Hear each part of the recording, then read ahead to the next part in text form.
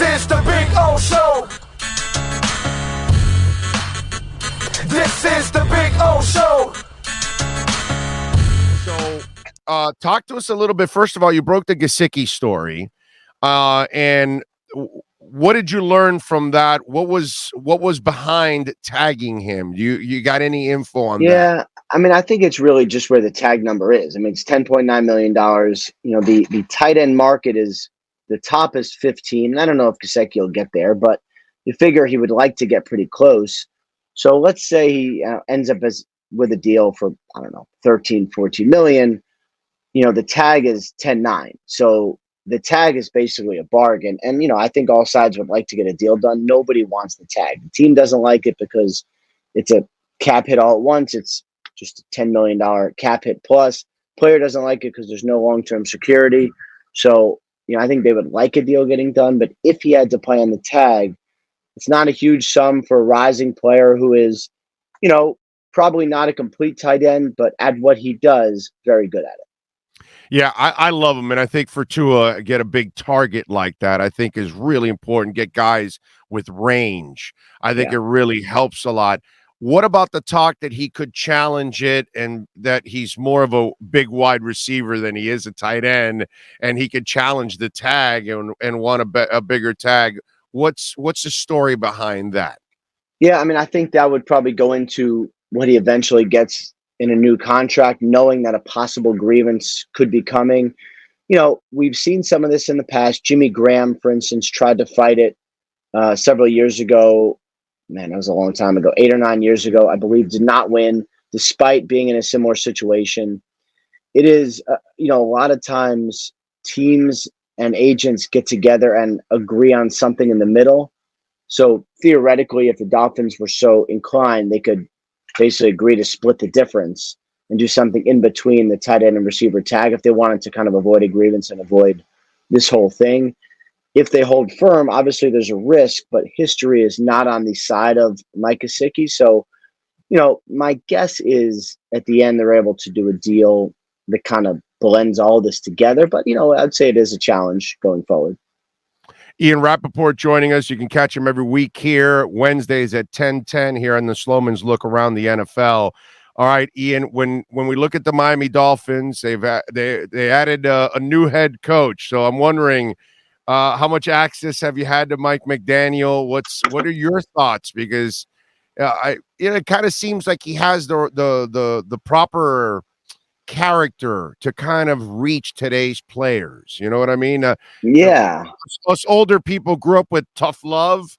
Tough love doesn't necessarily work all the time anymore with today's generation. And Mike seems like he has that it quality that maybe he might be better at connecting with those young people. Yeah, I mean, I think about this a lot, right? Because, you know, the sort of stereotype of a coach is someone who screams in your face and tells you to, you know, get your ass in gear.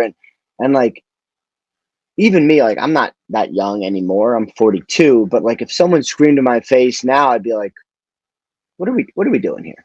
You know, like really yelling at me? Like, we can't talk about this like humans. Like, I don't know. I feel like that's just sort of the reaction of the world now. And, you know, Mike McDaniel is not going to be a kind of guy that's going to say, you know, give me 50 push-ups and, you know, on your knuckles. It's going to be more of the guy that's like, let me explain to you analytically how this works, or here's why this play is going to be successful. If you just listen to me, you'll be successful too.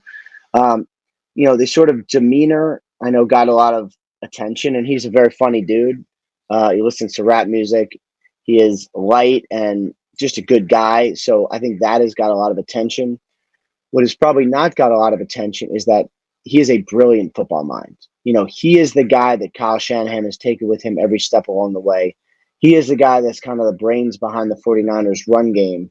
So, you know, rightfully, I think a lot of attention has been paid to how he's the anti-Brian Flores. Not enough attention has been paid to how brilliant a football mind he is. Because he is so in tune with the running game, can you clear up something with us? Sure. Because they say he called the plays and he would send them down to Shanahan. And then Shanahan could change the play if he wanted to, but he gave him the responsibility this year. Now, is that true, or is it that he was sending down running plays when Shanahan needed a running play. Which one is it? What's real? What's Memorex, my brother? Walk us through all of this, because that's something that people worry about, because they say, well, he's going to call a game. Well, has he ever done it? And they say he has in San Francisco. Yeah, Some say he hasn't. So what is it? Yeah, I mean, I think there's some levels of truth. I'm not sure he called all of it, but first of all, I don't know that matters. Kyle Shanahan relied on him extensively. Like, even if he didn't call the plays, he was Kyle's sounding board. So I do believe there were times when he called the plays.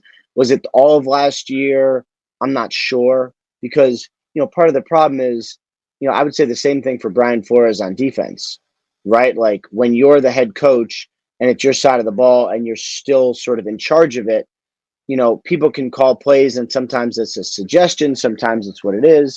Sometimes you say, hey, like, you call this drive and I'll call the next drive. Sometimes someone's involved in, doing the game plan, but the other guy calls it. Like, it's definitely not as sort of cut and dry as everyone thinks. But I know that Kyle Shanahan relied on him, like, overwhelmingly, not just last year, but like the last 10 years. How active will Miami be in free agency? Because you talk about the run guy. He's an expert at it. Miami drafted a bunch of guys that I don't believe they're this bad. I just think they weren't coached up. And I think a couple of those guys will end up coming through when it's all said and done.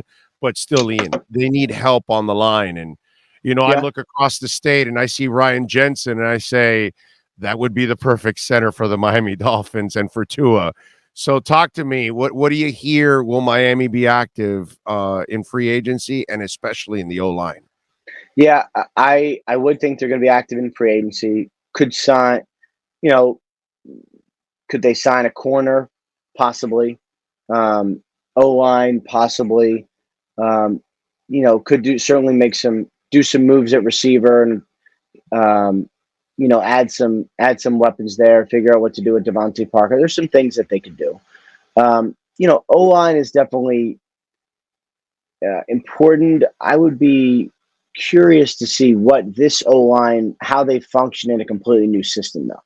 And that's what's going to be interesting. It's like same thing with the running backs. Like, I don't know that the Dolphins need new running backs. This is going to be a new system. And if you look at the actual guys that thrived with the 49ers, they're not all household names. I mean, like, let's say on the offensive line, like Laken Tomlinson was traded for nothing, and he wanted to be a Pro Bowler and is probably going to make $10 million this year. Like, guys thrive in that system that don't thrive in other systems. So it's going to be interesting to see what the current players look like in this new scheme. Yeah, I'm looking forward to it. All right.